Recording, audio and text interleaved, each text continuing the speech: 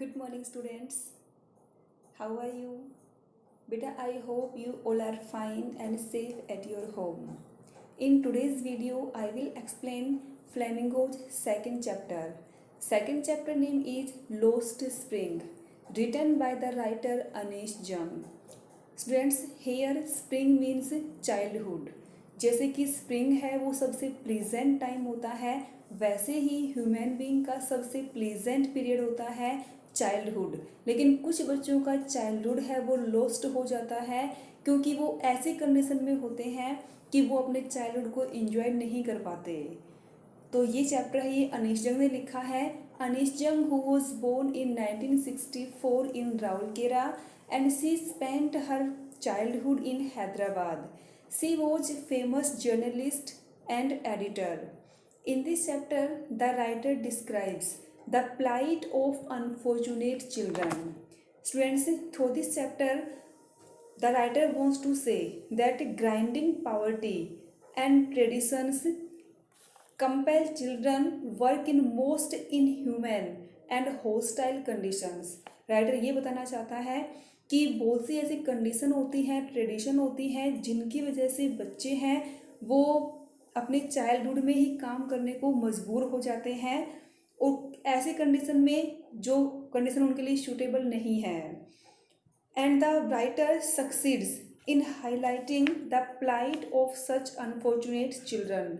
और राइटर है वो उनकी कंडीशन को हाईलाइट करने में सक्सेस हो भी जाती है। And this chapter is divided into two parts. First is sometimes I find a rupee in the garbage, and second is I want to drive a car. Today I will explain only first part. In first part, the writer tells us about the life of poor rag pickers who have migrated from Bangladesh but now they are settled in Simapuri area of Delhi and they are forced to live in inhuman conditions. And in first story, major character is Sahib-e Alam. Sahib-e Alam, he was a rag picker. He was poor but he was cheerful. He wants to eager to study. हम इस chapter को line by line discuss करेंगे। तो अब chapter को starting करते हैं। अब चैप्टर की स्टार्टिंग में क्या होता है, जो हमारी नरेटर है अनीश जंग, वो मिलती है साहिब आलम और उसके कुछ फ्रेंड होते हैं उनके ग्रुप से। साहिब आलम जो कि एक रैग पिकर है, उसकी फैमिली है वो बांग्लादेश में जो ढाका है वहाँ से वो दिल्ली में शिफ्ट कर गए हैं, माइग्रेट कर गए हैं। और दिल्ली में कहाँ पे, सीमापुरी। सीमापुरी है वो दिल्ली की आउटस्कर्ट पे है, बाउंड्री पे है। अब चैप्टर की स्टार्टिंग में ही अनीश जंग और साहिब आलम इनकी बात होती है। तो नरेटर पूछती है कि why do you do this here, this means rag picking. और वो ये कहती है कि तुम रैग पिकिंग क्यों करते हो। अब साहिब आलम रैग पिकिंग क्यों करता है, क्योंकि वो एक रैग पिकर है इसलिए वो रैग पिकिंग करता है। तो नरेटर पूछते हैं कि why do you do this. I ask Sahib whom I encounter. Encounter means face, सामना होना। Every morning scrounging. Scrounging means searching for gold in the garbage dumps. Dumps means piles, heap of my neighbourhood. अब यहाँ पे question है कि every morning Anish जंग का जो साहिब आलम से इनकाउंटर होता है वो कहाँ पे होता है। तो कहाँ पे होता है, अनीश जंग के नेबरहुड में कुछ piles of garbage means garbage के ढेर हैं, वहाँ पे साहिब आलम रैग पिकिंग के लिए आता है और वहाँ पे उन दोनों का सामना होता है। उस टाइम पे अनीश जंग पूछती है कि why do you do this. Sahib left his home long ago. Sahib का जो रियल होम था वो उसने बहुत टाइम पहले छोड़ दिया। रियल कौन सा था उसका, ढाका में था। Set amidst the green field of Dhaka. उसका जो रियल हाउस था वो कहाँ पे था, वो ग्रीन फील्ड्स में था, ढाका में। His home is not even a distant memory. और उसे अपने घर की थोड़ी सी भी याद नहीं है, उसके माइंड में डिस्टेंट मेमोरी भी नहीं है। डिस्टेंट मीन्स फार ऑफ, बहुत थोड़ी सी भी होना। क्यों नहीं है? क्योंकि वो बहुत टाइम पहले यहाँ पे माइग्रेट कर गए थे। देर वर मैनी स्टॉर्म्स। अब यहाँ पे क्वेश्चन है कि साहिब आलम की फैमिली ने माइग्रेट क्यों किया, तो क्यों किया? There were many storms that swept away. Swept away means destroy their fields and homes. क्योंकि ढाका में जो उनके हाउसेस थे वहाँ पे स्टॉर्म है वो आते रहते थे, उनकी वजह से उनके जो फील्ड और हाउसेस थे वो डेस्ट्रॉय हो गए। His mother tells him. ऐसा किसने बताया उसे? उसकी मदर ने, क्योंकि उसके माइंड में तो थोड़ी सी मेमोरी भी नहीं है, उसकी मदर ने उसे ऐसा बताया। That's why they left looking for gold in big city where he now lives. और उसके बाद जब उनके हाउसेस हैं डेस्ट्रॉय हो गए थे, उसके बाद वो बिग सिटी में आ गए। बिग सिटी कौन सी है? दिल्ली। दिल्ली में कहाँ पे? सीमापुर में आ गए, जहाँ पे वो प्रेजेंटली रहते हैं। उनके आने का पर्पज क्या था? For earning. वो अर्न करने के लिए, अपने सर्वाइवल के लिए यहाँ पे वो माइग्रेट कर गए। I have nothing else to do he mutters. Mutters means whisper. अब अनीस का क्वेश्चन क्या था कि why do you do this. इसके आंसर में साहिब आलम कहता है इसके अलावा उसके पास कुछ करने को है ही नहीं। गो टू स्कूल आई से ग्लिबली। तो यहाँ पे अनीस जंग कहती है कि स्कूल जाओ। अब साहिब आलम के लिए स्कूल जाना पॉसिबल नहीं है, because he is very poor. उसके लिए स्कूल का जो खर्चा है वो अफोर्ड करना पॉसिबल नहीं है, यूनिफॉर्म ये सब पॉसिबल नहीं है। उसके लिए खाना मिल जाए वो ही बहुत बड़ी बात है। और ऐसे में अनीस जंग ये कहती है कि go to school. Realising immediately how hollow, hollow means meaningless, the advice must sound. अब अनीस जंग ये तो बोल देती है कि स्कूल जाओ, लेकिन बहुत जल्दी उसे रियलाइज़ भी हो जाता है कि उसकी ये एडवाइस है वो बिल्कुल ही मीनिंगलेस है, क्योंकि उसको भी पता चल जाता है, वो भी रियलाइज़ कर लेती है कि ऐसा करना उसके लिए पॉसिबल नहीं है, वो स्कूल नहीं जा सकता।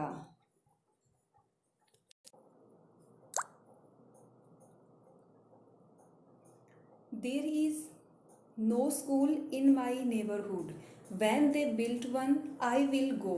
अब यहाँ पे साहिब आलम कहता है कि उसके नेबरहुड में कोई भी स्कूल नहीं है, यदि कोई स्कूल रेडी हो जाएगा तो वो डेफिनेटली स्कूल जाएगा।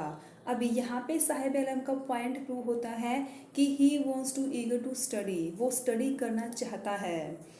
If I start a school will you come I ask half joking. अब अनीशजंग पूछती है कि यदि वो स्कूल ओपन करेगी तो क्या वो आएगा। अब यहाँ पे अनीशजंग को ऐसा नहीं करना चाहिए था, क्योंकि रियल में उसका ऐसा कोई इंटेंशन नहीं था कि वो स्कूल ओपन करे। उसके बाद भी वो ऐसा कहती है। यस ही से स्माइलिंग बोर्डली। अब वो, उसका जो फेस है वो बिल्कुल ही चीयरअप होता है, वो कहते हैं कि yes definitely he will come. A few days later, I see him running up to me. Is your school ready? अब कुछ दिनों के बाद अनीशजंग फिर से जब साहिब आलम से मिलती है तो साहिब आलम उसके पास आता है दौड़ता हुआ और ये कहता है कि इज योर स्कूल रेडी, तुम्हारा स्कूल रेडी हो गया। इसका मतलब वो वेट कर रहा था कि अनीशजंग का स्कूल रेडी हो और वो पढ़ने के लिए जाए। It takes longer to build a school. अनिश्चय कहती है कि स्कूल को बनने में टाइम लगता है। आई से embraced eight having made a promise that was not meant. अब यहाँ पे उसे अपने आप पे बहुत ही शर्म आती है अनिश्चय को कि उसने ऐसा प्रोमिस किया जिसका कोई मीनिंग था ही नहीं। But promises like mine abound in every corner of his bleak word. लेकिन इस टाइप के प्रोमिस है हमारी सोसाइटी में बहुत ज़्यादा होते हैं कि प्रोमिस कर तो दिए जाते हैं लेकिन उनको फुलफिल नहीं किया जाता। तो यहाँ पे ये क्वेश्चन हो सकता है कि प्रोमिस है वो किए जाते हैं लेकिन फुलफिल नहीं होते, चैप्टर की हेल्प से प्रूव करना है। तो यहाँ पे एग्जाम्पल में क्या लिखना है कि अनीशजंग ने ये कहा था कि वो स्कूल ओपन करेगी, जबकि रियल में उसका ऐसा कोई भी इंटेंशन नहीं होता कि वो स्कूल ओपन करेगी। आफ्टर मंथ्स ऑफ नोविंग हिम, अब अनीशजंग उनको जानने लग गई है। I ask him his name, एक दिन वो उससे उसका नाम पूछती है। साहिब आलम, ही सेड, वो बताता है कि उसका नाम क्या है, साहिब आलम है। He doesn't know what it means, Sahib Alam को नहीं पता कि उसके नाम का मीनिंग क्या है। If he new it's meaning, यदि उसे अपने नाम का मीनिंग पता हो, लॉर्ड ऑफ यूनिवर्स, कि उसके नाम का मीनिंग क्या है, लॉर्ड ऑफ यूनिवर्स है, ही wouldn't have a hard time believing it, तो उसे इस बात पे बिलीव करना मुश्किल होगा। किस बात पे, कि उसके नाम का मीनिंग क्या है, लॉर्ड ऑफ यूनिवर्स। अब यहाँ पे क्वेश्चन है कि what is irony in Sahib Alam's name, Sahib Alam के नेम में आयरनी क्या है, कि उसका नाम का मीनिंग तो क्या है, लॉर्ड ऑफ यूनिवर्स, मीन्स पूरी दुनिया का लॉर्ड, भगवान, लेकिन एक्चुअल में वो रह कैसे रहा है, बहुत ही मिजरेबल कंडीशन में वो सरवाइव कर रहा है, वो बहुत ही पुअर है। तो बिल्कुल ही अपोजिट है, उसका नाम के मीनिंग तो कुछ और है और एक्चुअल में जिस कंडीशन में वो रह रहा है वो उसके बिल्कुल ही रिवर्स है। तो ये उसके नेम में आयरनी है। सेकंड क्वेश्चन है कि यदि साहिब आलम को उसके नेम का मीनिंग पता भी चल जाए तो उसे बिलीव क्यों नहीं होगा, क्यों नहीं होगा, क्योंकि उसका नाम का मीनिंग कुछ और है, उसकी रियल कंडीशन कुछ और है, इसीलिए उसे अपने नाम के मीनिंग पे बिलीव नहीं होगा। Unaware of what his name represent, उसे नहीं पता कि उसका नाम है वो किसको रिप्रेजेंट कर रहा है, वो इस बात से अनअवेयर है। He roams, roams means wanders, घूमना, he wanders the streets with his friends, वो क्या कर रहा है, अपने फ्रेंड्स के साथ गलियों में घूम रहा है। An army of barefoot boys who appear like the morning birds and disappear at noon.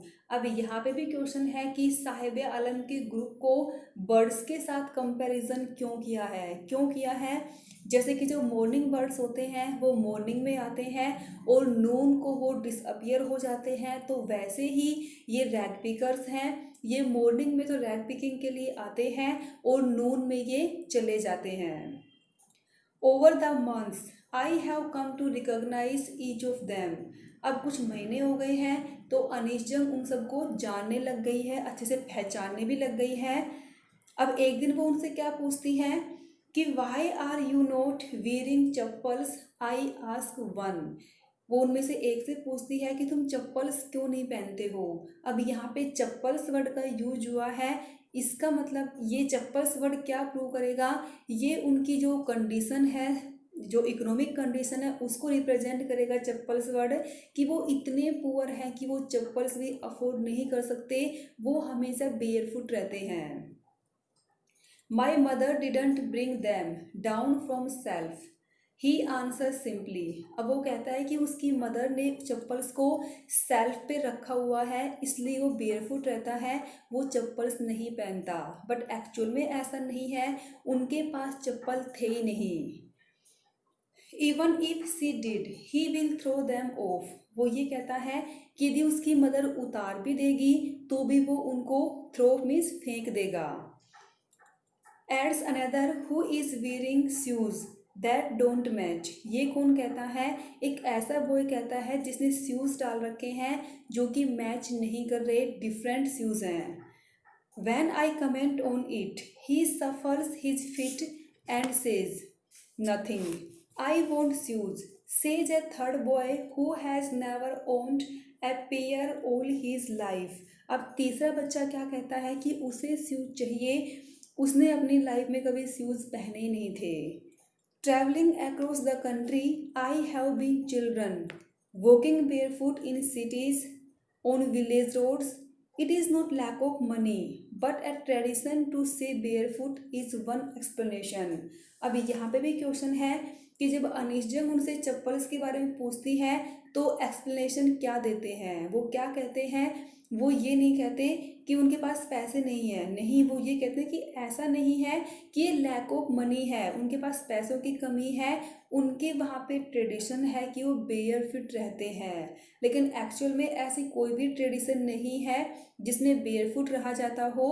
Actual reason क्या है, लैक ऑफ मनी, उनके पास पैसों की कमी है, they can't purchase chappals, that's why they always remain barefoot.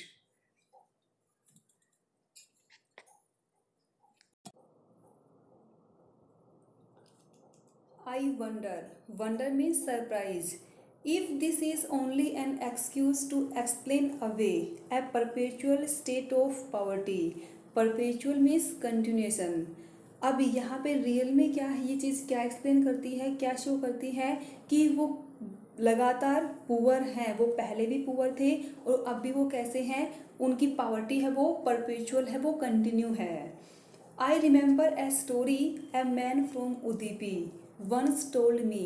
Udipi means Udipi name of a place. अब अनीश जंग है वो एक स्टोरी को याद करती है जो कि उदीपी के एक आदमी ने उसे बताई थी। अब क्या बताई स्टोरी, अब यहाँ पे ये क्वेश्चन माइंड में रखना कि नरेटर है वो उदीपी की स्टोरी को नरेट क्यों कर रही है। As a young boy he would go to school past an old temple. जिसने उसे स्टोरी बताई थी, जब वो छोटा बच्चा होता है उस टाइम पे वो टेम्पल को क्रॉस करके स्कूल जाता था। Where his father was a priest. उसी टेम्पल में उसके फादर हैं, वो एज ए प्रिस्ट काम करते थे। प्रिस्ट मीन्स पुजारी। He would stop briefly at the temple. और वो बच्चा है वो कुछ टाइम के लिए टेम्पल के सामने रुकता था and pray for a pair of shoes. और शूज़ के पेयर के लिए वो प्रे करता था। 30 years later, later means after, 30 साल बाद क्या हुआ, I visited his town and the temple which was now drowned in the air of desolation in the backyard. अब यहाँ पे उदीपी का जो मैप है, उदीपी का मैप नहीं बोल सकते हम बोल सकते हैं कि जो उदीपी है अब बिल्कुल ही चेंज हो चुका है, वो पहले जैसा नहीं रहा। अब क्या है, in the backyard they where live the new priest. अब बैकयार्ड में न्यू प्रीस्ट रहते हैं। There were red and white plastic chairs. उनके घरों में रेड और वाइट प्लास्टिक चेयर्स हैं। A young boy dressed in a grey uniform. एक यंग बॉय है जिसने ग्रे यूनिफॉर्म पहनी हुई है। Wearing socks and shoes arrived panting. Panting means breathing heavily, हाफते हुए आना। And threw his school bag on a folding bed. और वो अपने स्कूल बैग को फोल्डिंग बेड पे डाल देता है। लुकिंग एट द बॉय, उस बॉय को देख के I remember the prayer another boy. वो दूसरे बच्चे के प्रेयर को याद करती है। Had made the goddess when he had finally got a pair of shoes. कि जो बच्चा बहुत टाइम पहले जो शूज़ के लिए प्रेयर करता था तो गोडेस ने उसकी प्रेयर को एक्सेप्ट कर लिया। Let me never loss them. उनके शूज़ कभी भी नहीं खोने चाहिए, उनके पास शूज़ रहने चाहिए। The गोडेस has granted his prayer. Young boys like the son of priest नव वोर शूज़। अब जो उदीपी की स्टोरी नरेट की है नरेटर ने, उसका पर्पज़ क्या है, वो इसके थ्रू ये कहना चाहती है कि उदीपी के जो प्रिस्ट हैं टाइम के साथ साथ उनकी कंडीशन इम्प्रूव हो गई है, लेकिन उसके नेबरहुड में जो रैगपिकर्स हैं वो पहले भी पुअर थे और आज भी वो पुअर हैं, उनकी कंडीशन में कोई भी चेंजमेंट नहीं हुआ। अब सेकंड क्वेश्चन हो सकता है कि जो उदीपी में जो प्रिस्ट हैं उनकी कंडीशन इम्प्रूव कैसे हुई है, तो कैसे हुई है, पहले उनके बच्चों के पास शूज़ नहीं थे लेकिन प्रेजेंटली क्या है, उनके घरों में प्लास्टिक चेयर्स भी हैं, फोल्डिंग बेड भी है और उनके बच्चों के पास यूनिफॉर्म भी है, सॉक्स भी है, शूज है, स्कूल बैग है। अब उनकी कंडीशन इम्प्रूव हो चुकी है। Young boys like the son of the priest नव वोर शूज। अब प्रीस्ट के जो सन है वो शूज डालते हैं। But many others like the ragpickers in my neighbourhood remain shoeless. लेकिन जो उसके नेबरहुड में रैगपिकर्स हैं वो अब भी शूलेस हैं। My acquaintances means familiar with the barefoot ragpickers leads me to Seemapuri. अब नेटर की जान पहचान हो गई है उन रैगपिकर से, साहिब आलम उसके ग्रुप से, तो उनके साथ वो एक दिन सीमापुरी जाती है। सीमापुरी कहाँ पे है, on the periphery of Delhi. Periphery means outskirt, yet miles away from it.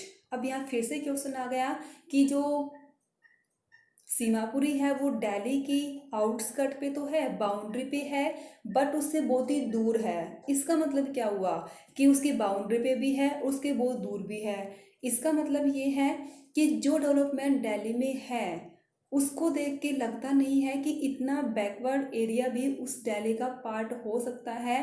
Delhi है वो कैपिटल है, डेवलप्ड सिटी है, और इतना बैकवर्ड एरिया उस दिल्ली का पार्ट है, ऐसा विश्वास करना भी मुश्किल है। इसीलिए बोला है कि आउटस्कर्ट पे तो है बट दिल्ली से बहुत ही दूर है। Those who live here are scattered, who came from Bangladesh back in 1971। और सीमापुरी में जो लोग रहते हैं वो लगभग कहाँ से आए हैं? बांग्लादेश से। कब? In 1971। Saheb's family is among them. Saheb Alam की फैमिली है, वो भी उन्हीं में से एक है। Seemapuri was then a wilderness. उस टाइम पे सीमापुरी क्या थी? एक बिल्कुल ही बंजर प्लेस था वो।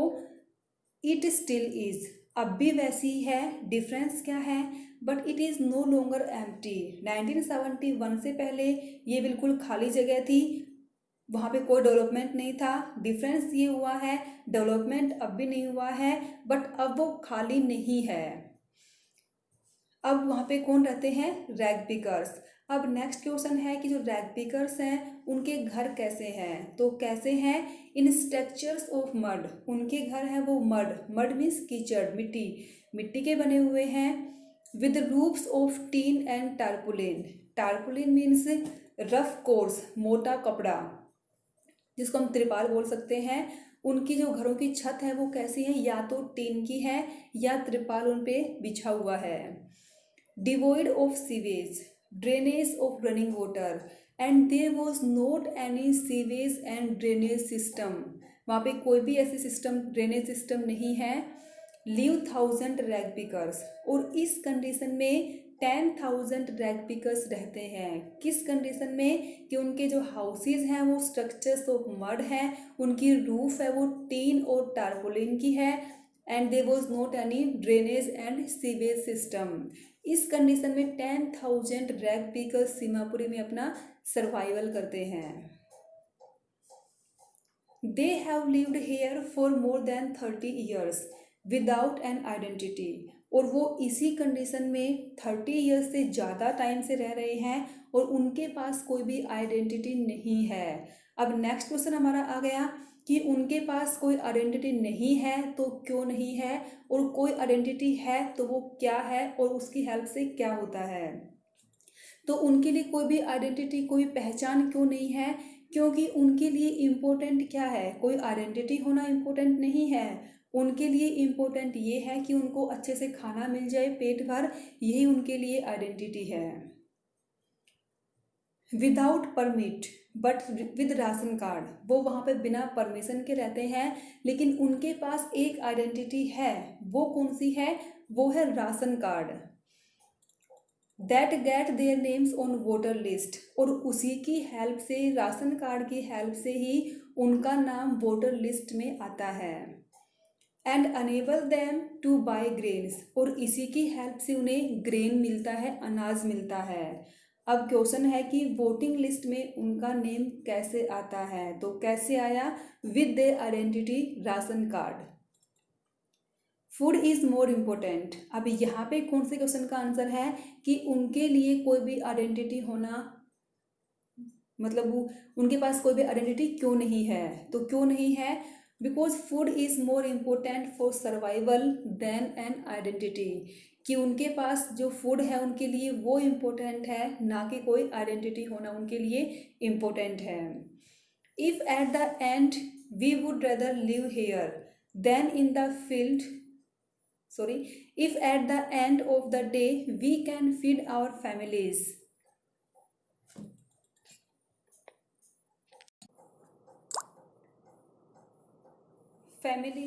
and go to bed without an aching means pain stomach, we would rather live here than in the fields that gave us no grain. Say a group of women in tattered means torn out, फटी हुई, saris. When I ask them why they left their beautiful land of green fields and rivers. अब यहाँ पे उनमें से एक कुछ women होती हैं, उनसे अनीश जंग पूछती है कि तुम अपने ग्रीन फील्ड्स को छोड़ के क्यों आ गई हो। तो वो ये कहते हैं कि उनके ग्रीन फील्ड्स हैं वो उन्हें ग्रेन नहीं दे रहे थे, और उनके लिए यदि वो बिना पेट दर्द के सो जाते हैं, यही बहुत बड़ी बात है। बिना पेट दर्द के मतलब यदि वो खाना खा के सो जाते हैं तो ये उनके लिए बहुत बड़ी बात है। Whenever they find food, उन्हें जहाँ भी फूड मिलता है, they pitch their tents, वो वहीं पे अपने टेंट लगा लेते हैं। And become transit home, transit means temporary, और वहीं पे अपना टेम्प्रेरी घर वो बना लेते हैं टेंट लगा के। Children grow up in them, और बच्चे उन्हीं कंडीशंस में होते हैं, उन्हीं कंडीशंस में बड़े होते हैं। बिकमिंग पार्टनर इन सर्वाइवल, और बड़े होके वो उनके अर्निंग में हेल्प करते हैं। And survival in Seemapuri means rag picking, और सीमापुरी में सर्वाइवल करने का मतलब है रैग पिकिंग करना। Through the years it has acquired the proportions of a fine art, और काफ़ी टाइम हो गया उन्हें रैग पिकिंग करते हुए, तो उनके लिए रैग पिकिंग एक फाइन आर्ट बन चुकी है। तो ये भी एक क्वेश्चन है कि वो रैग पिकिंग उनके लिए एक फाइन आर्ट कैसे है। जैसे कि तुम स्टडी करते हो तो तुम स्टडी में काफ़ी अच्छे हो जाते हो, तो वैसे ही वो रैग पिकिंग करते हैं डेली बेस पे, तो वो रैग पिकिंग बहुत अच्छे से कर लेते हैं। रैग पिकिंग करना उनके लिए एक आर्ट बन चुका है। Through the years it has acquired the proportions of a fine art. Garbage to them is gold, उनके लिए गार्बेज क्या है, गोल्ड है। इसका मतलब क्या है, गार्बेज गोल्ड कैसे है, क्योंकि गार्बेज की हेल्प से ही उनकी अर्निंग होती है। गार्बेज में उन्हें जो भी थोड़ा बहुत सामान मिलता है उसको बेच के वो अपने डेली बेसिस की जो थिंग्स हैं उनको परचेज कर सकते हैं। It is their daily bread, garbage है वही उनकी डेली ब्रेड है, मीन्स सोर्स ऑफ सर्वाइवल है। A roof over their heads even if it is a leaking roof, garbage की हेल्प से उनके सिर पे क्या है, छत है, भले ही वो लीक हो। But for a child it is even more, लेकिन बच्चों के लिए गार्बेज जो रैग पिकिंग है उसका मीनिंग कुछ और भी है। अब यहाँ पे जो इम्पोर्टेंट क्वेश्चन आने वाला है वो कौन सा है कि रैग पिकिंग का मीनिंग है वो अडल्ट्स के लिए डिफरेंट है, चिल्ड्रन के लिए डिफरेंट है, कैसे। तो स्टूडेंट्स आज की वीडियो में हम इतना ही करेंगे। यहाँ तक का चैप्टर आपको रीड करना है बेटा, कहीं से कोई भी प्रॉब्लम हो तो आप मुझसे पूछ सकते हैं।